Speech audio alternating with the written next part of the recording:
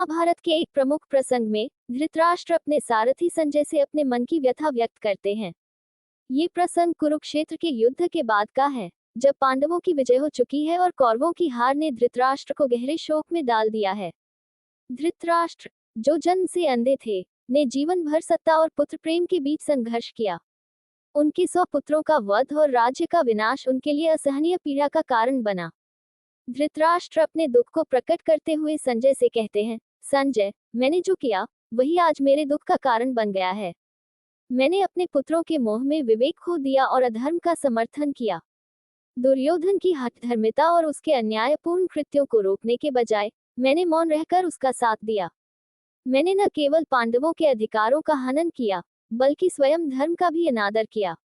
धृतराष्ट्र इस बात को भी स्वीकारते हैं कि उन्होंने अपनी कमजोरी के कारण समय पर सही निर्णय नहीं लिए। वह संजय से कहते हैं, मैं जानता था कि विदुर, भीष्म, द्रोण और कृष्ण जैसे विद्वानों ने मुझे बार बार चेतावनी दी थी, लेकिन मैं अपने पुत्रों के मोह में अंधा हो गया।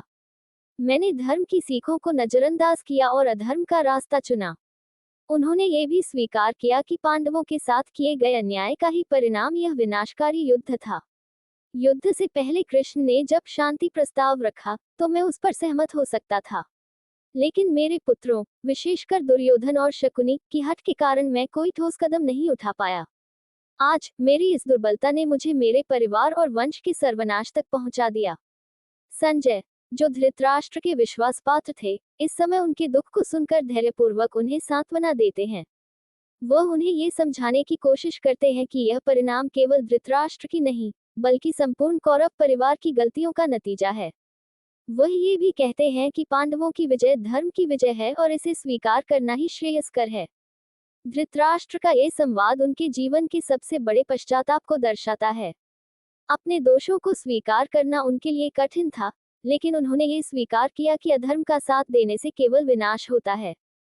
उनका ये पश्चाताप केवल एक राजा का नहीं, बल्कि एक पिता और एक व्यक्ति का भी था, जिसने अपनी कमजोरियों के कारण पूरे समाज को अंधकार में धकेल दिया। इस प्रसंग से यह शिक्षा मिलती है कि सत्य और धर्म का अनुसरण हमेशा सर्वोपरि है। मोह और स्वार्थ का त्याग करके ही व्यक्ति अपने कर्तव्यों का पालन कर सकता है।